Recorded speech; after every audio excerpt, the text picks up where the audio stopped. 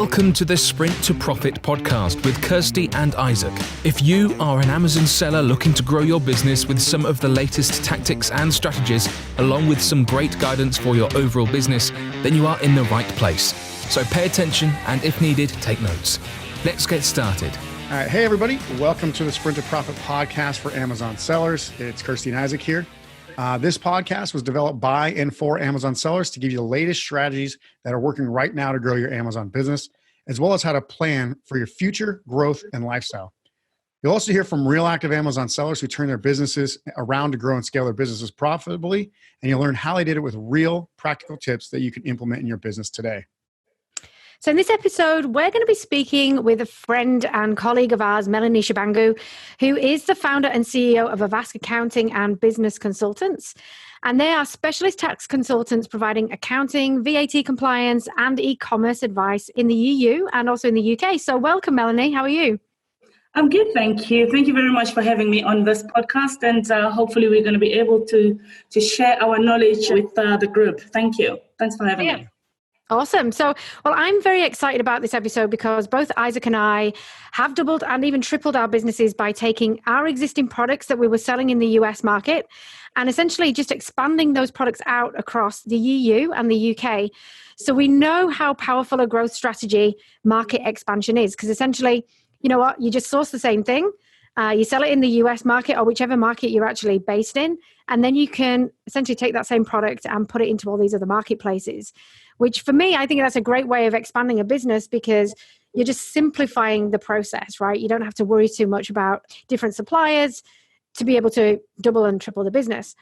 But we do know there are many confusing areas for sellers, which can also be paralyzing as well for a lot of people to get started. And I know that this is what you guys really focus on because most of those things are surrounding, you know, the finances and VAT and all those kind of compliance issues. So, and also there's obviously potential costs involved as well, right, Melanie? But before we're actually going to jump into all of that cool stuff, I really want to understand a little bit more about you, about your personal journey, and also how you ended up creating AVASK, which services so many clients to expand their businesses across the UK and Europe. So tell us a little bit about your backstory. Okay, so the reason why AVASK was founded, to be honest, it was with the view that I could travel. So I didn't know how Amazon works. But it was with the view that I was going to be able to travel with my husband, who was working for the European Union then, and I could be having just a few clients and service them anywhere where I would be in the world. But the story changed when a friend of mine introduced me onto the Amazon world, whom I've been working with on international tax on previous companies. Now, he said to me, well, Amazon, with the rules that are changing in Europe, this was back 2012, 1st of December, with the changes that are happening in the UK in particular, Amazon is looking to launch sellers successfully without any VAT hurdles. Now, you know this, maybe it's something that you could be looking at. It's like, no, I'm just looking for a few clients. But, you know, the burning passion of being an entrepreneur sort of like came up and I went to see Amazon. I went up to Seattle where we held some few meetings and I explained what I was good at. At first, I thought I was going to be employed by Amazon, but that didn't happen. Never mind. I just left a job with the view that I don't want to be employed anymore. And I'm taking on, and now going to Amazon offices, I'm thinking, oh, these are very nice offices. I could fit here very well. So then they explained to me the program that they were basically looking to launch to make sure that sellers are being compliant, that are moving from the US into the EU marketplace. So from there, that's how we fully launched AVASK to Amazon sellers. But we were already doing the bread and butter accounting services, self-assessment, corporation tax return, and also advising international entrepreneurs that were not selling on Amazon, but they were buying properties in London. So that's the AVASK journey. I started off by myself, and soon I was joined by other partners. Right now, we've got four partners in the firm, and we've got about 368 staff globally. Wow. It's pretty impressive. So I remember talking with you via email, I think as early as about 2014 or 2015, I want to say. And then pretty much we've been recommending you to everybody that we've known since that has gone into, the UK from US or into the EU from UK or US. So it's been, like we were talking about before, we've never actually formally met, but I think I've known you for like 5 or 6 years now, which is pretty crazy. Yeah, But, yeah. yeah. I would say you and Kirsty have been, to be honest, you made AVASK and also Amazon. I'll put you at the level of Amazon as well, where Amazon, they made us, and as well as yourselves as well. You've recommended to us over 100 or 200 Wow. sellers over the period that we've known each other. And it's been an absolute pleasure to work with you guys. And it's amazing how we've seen some of these sellers that were not even selling on Amazon EU. They were all in the US, and they've just grown tremendously. It's been absolutely fantastic. And thanks to you guys. Wow. I appreciate that. Didn't even know that. That's good to hear. Yeah. And we met just for the first time a week ago because we were at the same conference together. And yeah, I just turned around the corner. It was literally like Melanie I'd met, we'd been at school together or something. You were like, oh my God, it's like we'd just not seen each other for ages. I've forgotten that I hadn't actually met you before. Yeah. So it's a crazy world, isn't it? Because you build these relationships, not only obviously with other sellers, but with professionals such as yourselves. And it just makes it feel like a kind of like a true family in terms of not only growing your business, but also doing it in the best way possible. Yeah, absolutely. It's been great. Honestly, it's been great. Fantastic. So let's kind of back up. And as we talk to sellers, obviously there's going to be a lot of Amazon sellers sitting here and they're going to be saying, well, I've been selling in the US. Why should I actually look to the European market? Obviously the US market's the largest market. Why should I expand my business across the sea? So I would say for US sellers, to be honest, it's no brainer because it's the school of duplication. What you're doing well in other places, launch it, duplicate it, cross-pollination, go and get it done in another country. So it's no brainer for US sellers because they know the system, they know how things work. And all of a sudden for them to do what they're doing well in the US and duplicate it in other foreign markets, and also for diversification as an entrepreneur, I've always said that, you can't put your eggs under one basket. Even though you're doing well in one market, there's an opportunity for you to expand your business. I would say definitely it is something to go for. Awesome. And obviously we've seen a couple of specific markets in the EU and UK that have really worked out well. But in your opinion, where should they start? And should they be thinking about total expansion before they get set up, or should they focus on a couple places? So I would say think of, for US sellers in particular, or Australia, think of yourself being in the US. Look at the size of the US. The US is absolutely huge. Population 325 million plus.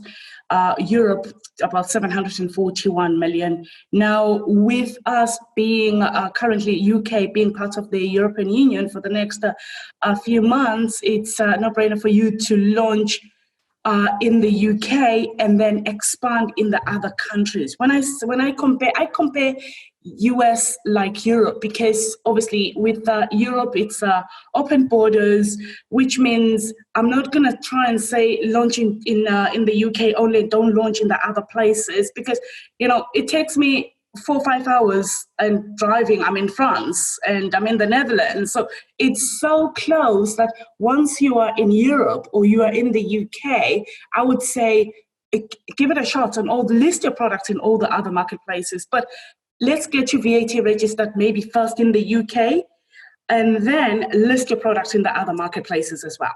Yeah. And that's the one thing that we pretty much did straight off the bat. And obviously the UK and Germany markets are probably the two biggest in Europe. Well, no doubt they're the two biggest markets. And then you got a few other ones like France, Italy, Spain that are out there that do somewhat well, depending on what products they sell. So it's good to hear. Now, many sellers are obviously worried about, like you said, the UK is only in the EU for a couple more months because of Brexit. But, obviously with them leaving, kind of what are your thoughts on this? Obviously you can't predict exactly what's going to happen, but what do you think is going to kind of is there going to be market instability, or do you think sellers don't have as much to worry about as they really think? They don't have nothing to worry about, I would say. I look at everything that happens as an opportunity. Now, with anybody that is launching now, if I had to relaunch you all over again, I would turn around and say, okay, let's get you the VAT number for the UK so that your product could be shipped directly into the UK.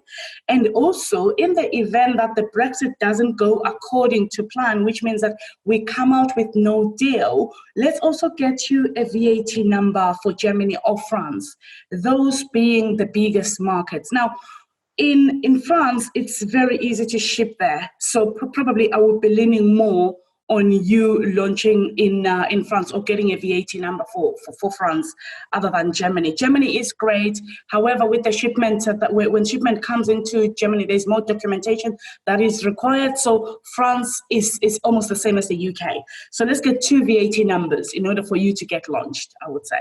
Yeah. Okay, cool. And so you mentioned a lot about VAT there, right? So this is an area that is quite muddy, I think, until obviously we get someone like yourself that can actually explain it. So what is VAT, number one? And maybe just explain what it is. And then how are distance sellers liable for VAT? You know, what can you just kind of step us through the process? If I'm a seller, I'm based in Australia. Well, my business is based in Australia. I'm based everywhere, right? I'm currently selling in the US. So how am I liable for VAT once I kind of want to expand into Europe? Okay, so if we start from the beginning, VAT is value-added tax. If you were in Australia, you have GST, which is 10%, which is chargeable on all goods and services that you use. So the value-added tax in Europe is chargeable when anybody who is shipping their products in the EU with the view that they're going to be selling those products. So when you first launch, we will register you for VAT, let's say in the UK.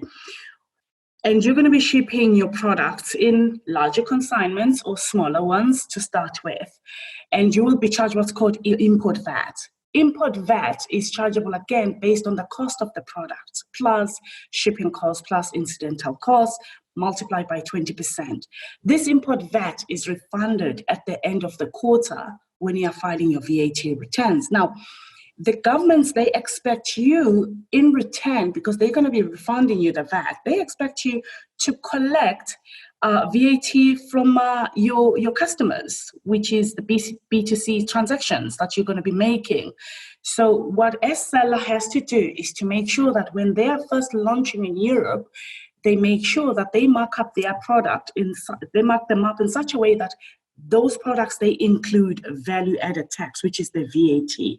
Say, for instance, in the UK, it's 20%. However, there are other VAT schemes that are available, which is the flat rate scheme. And again, it depends on such product that you are selling. If you're selling baby clothing, say, for instance, then the VAT rate is going to be different. So we need to make sure that we check first as to what products are you actually selling. Now, we will register you under the standard rate scheme so that you can be able to claim back any VAT that is chargeable. Now, I've heard previously that people think, and I think this happens more on Chinese sellers, where they think that if they mark up their VAT by 20%, it means that all their profits are going to be gone because their profit is the 20%. Now, that shouldn't be the case, because in order for you to compete fairly with Isaac, you need to make sure that you're both marking up your products by 20% and you include the VAT portion, which is then refunded to the tax authorities on a quarterly basis. And other countries, they do it on a monthly basis. Great. So essentially, because I think a lot of people who might be listening to this might be based in the US market. So obviously very aware of sales tax. Now, sales tax is after the price, but in the UK and the EU, essentially it's part of the price, right? So we have to understand that 20% of whatever we sell a product for will be remitted, or 20 to 19%, depending on what that threshold is, will be remitted to whichever tax authority we need it to go to. So we need to add that into our price to make sure that we're profitable. And as you said, every seller needs to do that, right? Because every seller will be liable for VAT. Now, just to clarify, so as a new seller moving into the UK market, do I need to register for VAT straight away? That's correct. I would urge you to get VAT registered at the first instance. I know that, I don't know whether something that still happens, but what was happening is that under the marketplaces that with Amazon, you were not able to complete the registration without you having to add VAT numbers. Now, I'm not sure that it was happening to everybody, but I know that it has since become a requirement. I know we're going to be jumping to the new rules that are coming into place in 2020, 2021, 2025, which affect marketplaces. So again, I would expect you or or marketplaces would expect you to be VAT registered before you do your launching. Okay, great. So essentially, I want to move to the UK. So I register for VAT in the UK. Well, first of all, I come and see AVASK, right? Because you guys obviously know exactly what's going on. And that's what we'd always advise is, rather than try and do this yourself, guys, always work with a professional, especially when it comes to country regulations, because it can be a minefield. And essentially what we want you to do is focus on growing the business, not necessarily trying to understand each legislation. But essentially we would come and see someone like yourself. We would register in one market, and then we want to expand to every other marketplace. We need to essentially register for VAT in those marketplaces as we go. Is that kind of the rollout procedure? That's correct. I would say, let's say the consultancy or the work that we do with you when you first launch, that is very, very important, because again, we'll be in a position to advise you even on the products that you're going to be selling in Europe if they're going to be working. Now, I had a customer from the US last week who was looking to launch flags. That's US flags. You're launching US flags in Europe. That doesn't work because we're not flag people. Besides, you don't want to represent the United States in the UK. That doesn't make sense. Right. We're not going to be using your US flags now. And besides, if you're going to be launching with flags, I would say and they're going to be EU flags. They're basically seasonal. So again, I would make sure that I sell other products as well as the flags. And when maybe it's the football season, maybe I'm going to be launching the flags for each and every country. But I wouldn't dare launch US flags in Europe because nobody's going to be buying flags. Yeah. But again, it's things like that. And people in the US, they don't know what would go well. We can't turn around and say, because you're doing well on flags in the US, they will do well in Europe. This is where the conversation starts. And we'll turn around and say, do you know what? Maybe you should be looking at launching these products. Somebody was looking at launching a hot chili, olive oil, which in Italy, they put them on pizzas. Now, is this a product that I think is going to go well in the UK? Of course it will go well, because we've got loads of Italian restaurants. We survive on Italian restaurants, yeah. So there is an opportunity for you to launch those products. So it's things like that we'd be looking at. And we could turn around and say, hey, instead of registering in the UK, maybe let's start with the registration in Italy and store the products in Italy, because we think that's where your biggest market is going to be. So it's things like that. So hence why Kirsty is saying that speak to a professional who's going to be able to advise you, and usually it's the people that are in the country that will be advisors for you in terms of like what's going on, what are the changes in legislation, but most of the time you as a seller, you don't have to worry about all those things. That's our job. Leave it to us. That's great. That's great to hear, because I think that's the key thing that paralyzes, as I said up front, a lot of people even just moving forward and thinking about this. And as you said, one thing that we're very clear on is understand the opportunity in those marketplaces first before you just blanket go, hey, I'm just going to launch everything across all marketplaces. You need to understand first if it's actually going to work or not. So that's great that you guys offer that other piece of advice as well, not just the VAT stuff, which is brilliant. So you mentioned as well that there's going to be some upcoming changes to the legislation. What are they, and when's that actually going to be rolling out? Okay, so we saw the UK, June 2016, starting tax investigations for people that were not VAT registered. Even those that were VAT registered, they went through the tax investigations. Those tax investigations were just to make sure that everybody is paid or is paying the correct amount of VAT. From there, we saw Germany introducing tax certificates. Now, the tax certificates was also to ensure that the correct amount of VAT is being collected. Now, Now, in the EU, the tax authorities are saying that VAT evasion is estimated to cost each member of the EU at least 5 billion a year, and that is expected to increase to 7 billion by 2021. In view of that, we saw France this year starting to do tax investigations. And again, the tax investigations is just to, tax authorities are catching up on what's been happening since 2012. Mm-hmm. So with the catch up that they are doing, it's just to make sure that, hey, I just want to make sure that I was collected, I got paid enough amount of VAT, hence why they are carrying out these checks. Now, don't be put off if you're launching for the first time or you're already in this space, because, for you, you're going to be doing things better. You will be talking to professionals, people that will direct you to make sure that you're launching without any problem. Like a friend said to me last week, that you are launching with confidence and you don't have to worry about where tax authorities are concerned. Now, in 2021, marketplaces may become the deemed supplier when they facilitate certain cross-border activities, that is B2C, of their third-party sellers, which means they will be liable for collecting and also remitting of VAT to the tax authorities. That doesn't mean that the filing doesn't need to be done. There will still be filing that needs to be done. Why? Because if you think about it, in the US, Amazon is currently taking sales tax and remitting to the IRS directly. So this is the same thing that we may look at happening in the US in 2021, so that the marketplaces, the tax authorities, they want to make sure that the correct amount is being remitted to them. Instead of you holding it back up until the end of the quarter or the end of the month, then you pay. So which means it's going to be deducted at source. Okay, great. So essentially, which will make life a lot easier, right, for people. So what you're saying is that if you're selling on the Amazon platform, in whichever marketplace you're in, then potentially Amazon will collect that for you and pay it on your behalf. Is that what you're saying? That's correct. So they'll take the money for the VAT side and pay it directly to the tax authorities. But again, whilst the marketplaces are on the VAT rights and obligated, they don't take the VAT rights or the goods rights of your products. They are being made responsible for making sure that the money reaches the tax authorities. Okay, gotcha. So it's ultimately the ultimate responsibility will lie with the e-commerce platform, whether that be Amazon.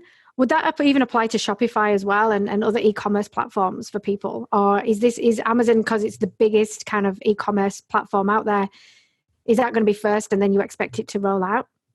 I think they're going to be putting it through to all marketplaces that are out there, because they deem them the ones that are collecting the money. So, which means that since you are collecting the money and then you are passing it on to the seller, then it means that you need to be in a position to deduct that portion of the VAT. It's already happening in the US side. So I think maybe they've looked at how things are happening in the US and they are rolling it over. But I think from a seller's point of view, who thinks that, how come I'm going to be having all this money and then I have to pay it over to somebody else? And they may use the money for inventory. So I think it's going to work very well for sellers. Okay, great. And then I think also what we've seen recently is that Amazon now are offering to help people who are not currently VAT registered to essentially register them for free and do that across all the marketplaces. Is this something that you've seen, and does this apply to all sellers, and would you recommend it? Yeah. So we've been running the Pan-EU promotion with Amazon for the past, I would want to say 14 months to launch sellers into the EU. So what they are doing, they are paying us for you to launch successfully in Europe. What this promotion does is that it's called the Pan-European program. The Pan-EU is where Amazon, you ship in one location and then Amazon distributes your inventory to all the other countries, obviously using their clever algorithm to see which countries your goods will be selling better than the other one. And what they do is you are required to register in 7 countries. Now, that's the 5 marketplaces, including Poland and Czech Republic. Now, in Poland and Czech Republic, there is no marketplace. There's only FCs. Because of that, the inventory gets stored there. Now, we spoke in the beginning about Germany being a large marketplace. And the reason why Germany is a large marketplace is because it's got the countries neighboring, like Austria, Netherlands, and you've got Switzerland and Sweden that are close to Germany. Now, people buy from that platform. That's why it's deemed as a bigger platform. If you think about geographically, if you look at where Poland is, which is neighboring Germany, and you've got the Czech Republic up, and all those, it means that the inventory can move better. And also what I've seen is that with the Pan-European program is that usually the sales, they go up between 30 to 40% from what they were if you initially had launched just under one country, or you were distance selling. Why? Because then your products are now going to be under the free circulation zone.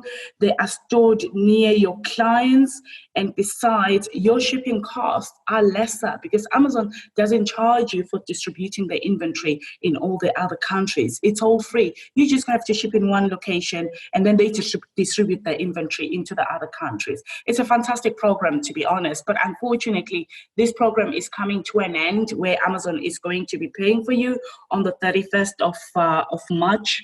So we've been told to send out emails to advise the people that have either signed up on this program, and also we've been given a link so that we can check if you will be eligible by you giving us your merchant token, which is available under your Amazon Seller Central. So we can check whether they're eligible on this program, and you're going to get free VAT registration and compliance for 12 months.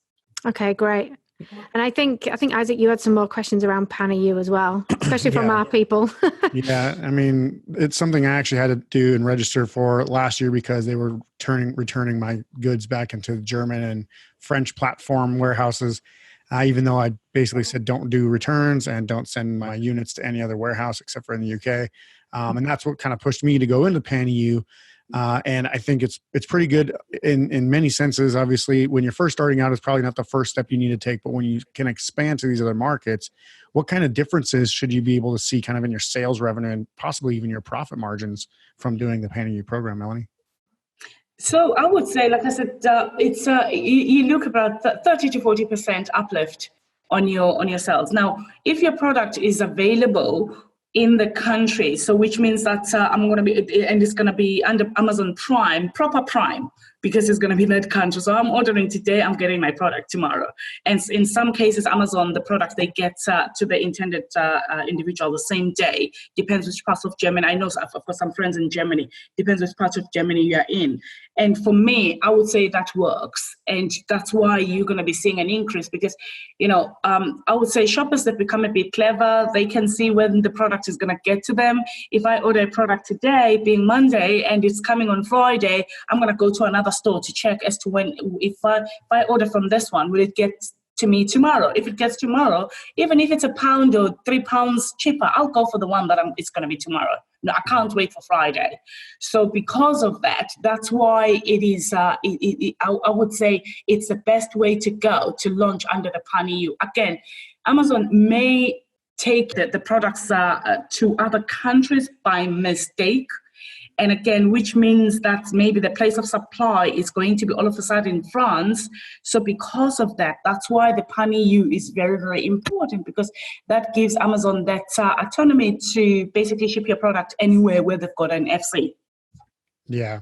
And obviously I've been using this program, it's not quite a year, maybe like 7 or 8 months so far. And it's been works pretty well. And obviously it has a couple of good benefits, like, you don't have to pay as much in the FBA fees now because it doesn't have to ship so far from, the UK to Germany to the customer or whatever. So that's pretty helpful as well.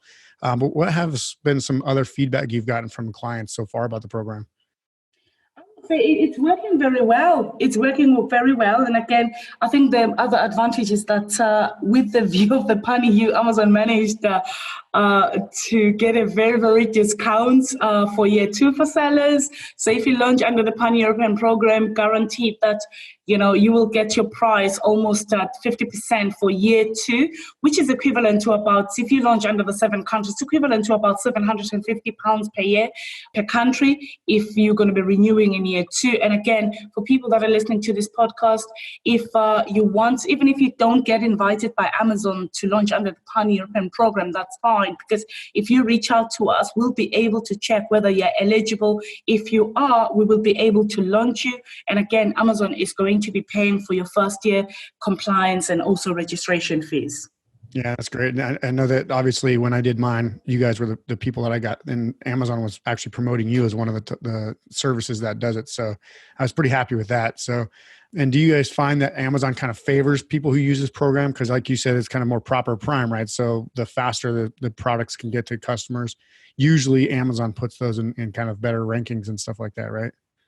Well, I can't say it does. I might not be allowed to say this, but I can tell you now from algorithm, it's a great thing to have, because if you're launching in EU7, obviously, that's why you're going to be seeing the uplift, and the product is available in the country. So hence why that you will definitely do better than the person that is registered under 1 or 2 countries.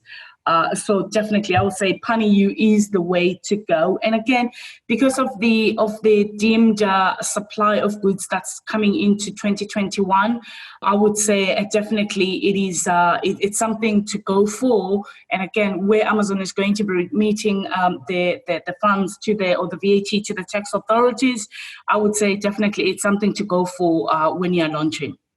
Excellent. Great. And so just kind of pulling that together, you've got potentially regulation changes in 2021 where Amazon will collect it for you. Does that also mean that they would help with the registrations as well? Or because you were talking about what they're currently offering, which is, so right now we are the 2nd of March in 2020 for everybody who's listening. And you were saying that by March 31st, they would potentially stop that kind of free registration through you guys. Mm-hmm. Do you think they will kind of return that again in 2021 when they have to remit the actual VAT itself? I think the investment on Pani U has been huge, and it's been a lot of people taking it up. The other obligations, such as the product responsibilities, they are not Amazon's responsibility. It's just the remitting of the VAT. Now, I would turn around and say they might increase the timeline. I was expecting that it was going to be the 30th of September. However, they've reduced it to the 31st of March. I don't know if, honestly, they will keep the free VAT registration and compliance, because again, from Amazon's point of view, it is a lot of investment that they've made on this. If we can have, I've seen a difference with the people that Amazon is approaching as well. The number is increased, especially for the start of this week. We've received over 50 referrals from this morning already, which is only just one day. So which means there is loads of people that are looking to take up this program.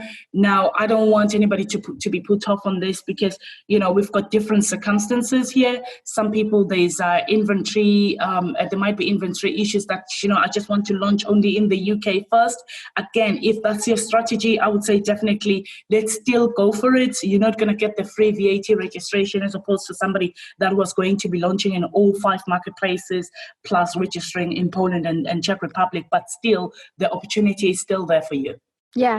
So maybe a great strategy would be, if people want to expand into Europe, they want to grow their business, they're looking for potentially, mid this year or early next year, is to understand themselves whether their products will actually translate well into whichever marketplace, and then come to you guys or someone like you guys. But obviously we would recommend you, and we're very open about recommending you because we have worked with you for the past 7 years, and that you can then help them not only from a strategic perspective for their business, but also cost-wise. When does it make sense to actually, register for VAT and expand into those different marketplaces depending on the seller's budget. Because I think this is where a lot of people have fallen down. They've not fully understood. They know they need to register, but they don't understand, the costs associated with the compliance.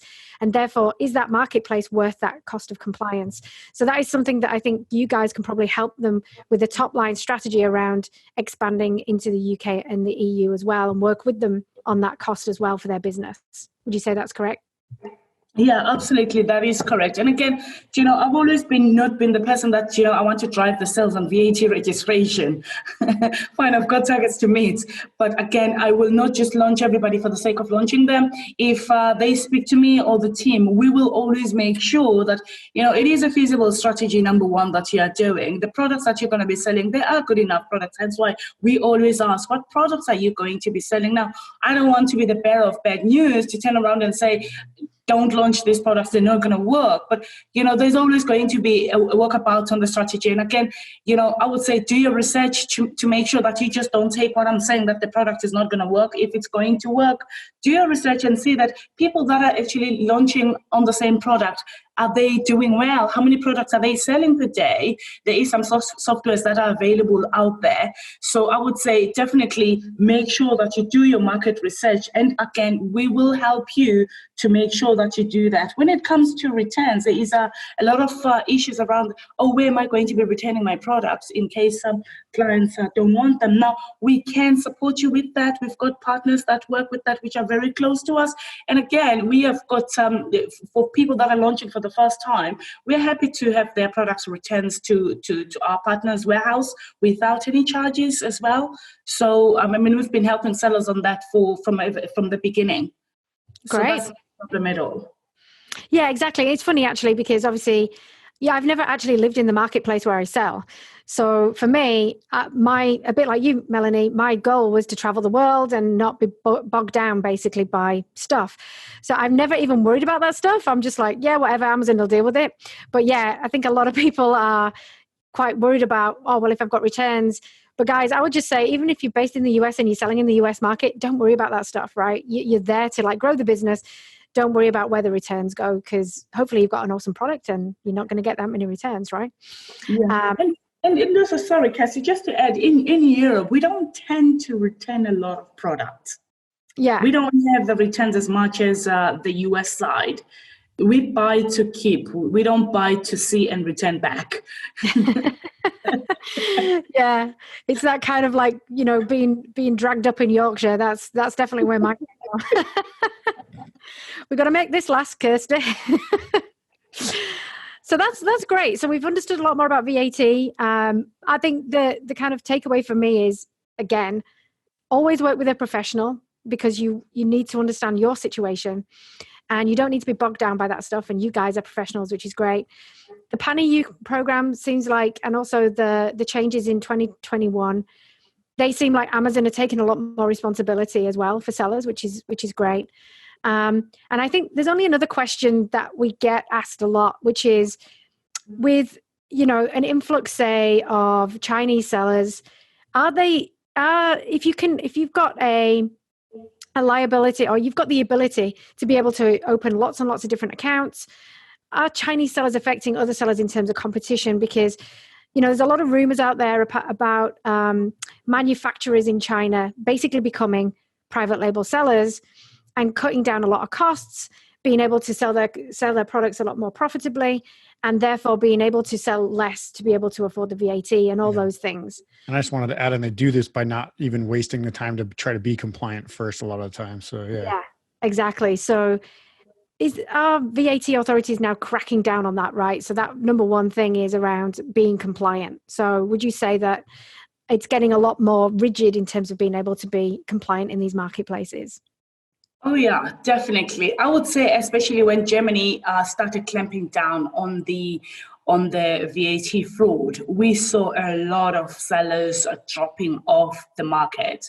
I had one toy seller that was competing with my client for years, and we've been following them up. They are off the radar. Why? Because the VAT registration and compliance, especially clamping down in Germany, was not just cutting down only one marketplace. if they found that you didn't have the VAT number in Germany, they were not just cutting off Germany, they were cutting all the marketplaces, which it really took an aggressive turn in terms of the VAT registration. Now, for us in China, we've got men on the ground that are really preaching the gospel on being compliant in China.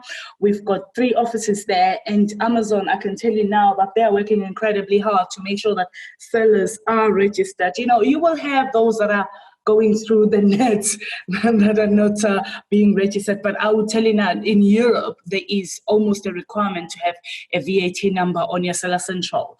With the manufacturers that are now going straight into selling on Amazon, which means comes from factory to customer, I would say, as an Amazon seller, what I would do from a personal point of view, I would just diversify. I would stop producing my new brands in China, take what's in China, already in China, launch it in Europe. But if it's going to be a new product, I would look at other other countries of manufacturing, because, we're talking about this, it's 2020. This is just only going to be getting worse. So what do? Look at countries like Cambodia next door. Look at the Philippines. Look at India. Diversify in terms of the manufacturing side of you, where you're not going to be in a position to compete with manufacturers. Now, where again there's the VAT registration that is required, it stops them from selling their products at silly prices. And again, can you compete with China? I would say it's going to take a long time for China to be able to compete with the West because of the quality. People from the West, naturally, they are far ahead compared to China, especially on quality. And again, most people, they look at where the products are being produced. I would say, for me, I look at the company that is selling that I'm buying from online. And if it's a company with an English name, that's what's it's registered in America or whatever, I will go for that. If it's from China, I'll be worried about the product, because I'm not sure whether is it going to be the Alibaba style. You buy a yellow ball and you get a green ball. So you just need to be concerned. But I would say, from our point of view, we are doing all what we can in China to make sure that sellers are compliant. And again, I believe that's education. If they're competing with you based on the fact that, they're producing the product cheaper, but they are paying their VAT, that's fine. But if they're competing with you because they're not VAT registered, then that's a huge problem, which the tax authorities are addressing that. We are on the ground. We are training our sellers to make sure that they are compliant. And some of them genuinely didn't know the fact that they have to be VAT registered. They were not doing it because they wanted to perpetrate fraud, but they generally didn't know that they have to be VAT registered. And it's about education, which is one thing we are doing. That's great. That's great to hear. I mean, especially you've got 3 offices on the ground there, obviously taking it very seriously. And I think, that's the key thing that I think a lot of sellers, we kind of jump to the offensive a little bit, or the defensive, whichever you want to call it, where we're like, these guys, they're out there, they're trying to basically screw the system. But essentially, they're just doing it either because they don't know or because they can, right? So it's not about screwing the system. It's about actually using the system.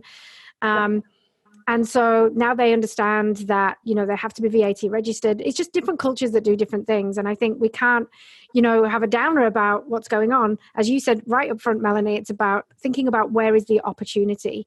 Zig where other people zag, right? So you made some great points there about good quality products. Just because you also get your product from China doesn't mean to say it's not good quality, but it's about the way you brand the product, the types of customer service that you give, the types of the way that you address the customer. So all those key things are going to make you stand out and be different versus anyone else.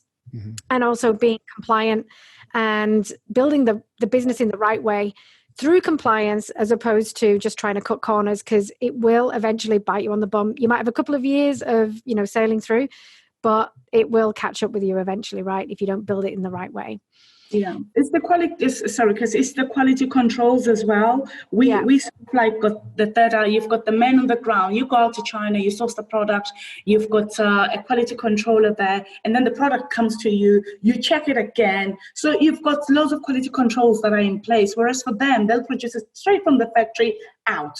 Nobody quality controls or checks it. So that's where the difference is. Yes, you're right.